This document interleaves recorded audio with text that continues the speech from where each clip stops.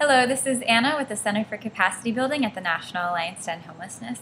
I sat down yesterday with Ian, a resident veterans expert, to talk about the President's budget. I wanted to know what the budget said in regards to veterans homelessness programs, as well as some interesting changes that were made to the Grants per Diem program. The Grant per Diem program got a slight, I believe, close to a 5% increase to $235 million. They're now going to allow for transition in place to be part of this model.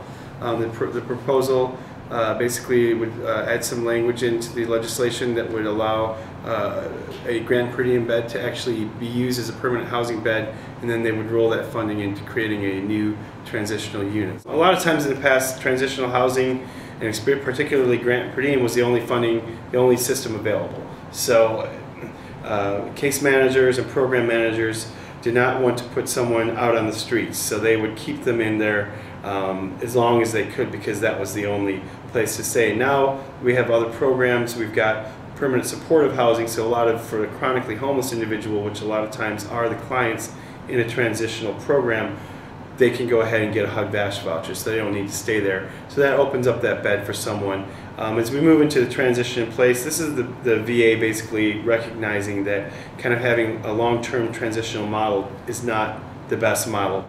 We still want to have the availability of transitional housing in a treatment modality, but to strictly have it as housing only is just simply, I think the VA is recognizing that this doesn't work. That way, when you have someone who needs a higher cost intervention, they can get it, but you can also have the lower costs. I mean, obviously these programs cost money.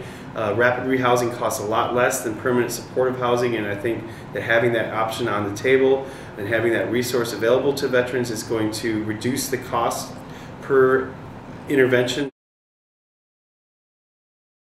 What it really acknowledges is that this is a doable thing. I mean, the idea of being able to end veterans homelessness is within reach. And again, an acknowledgement by the VA that heavily investing in rapid rehousing, continuing to steadily increase supportive housing, and a few other programs that kind of wrap around and interconnect those two programs really are models that work. We can end veterans homelessness probably by 2015 if we continue to fund these programs and we continue to promote best practices.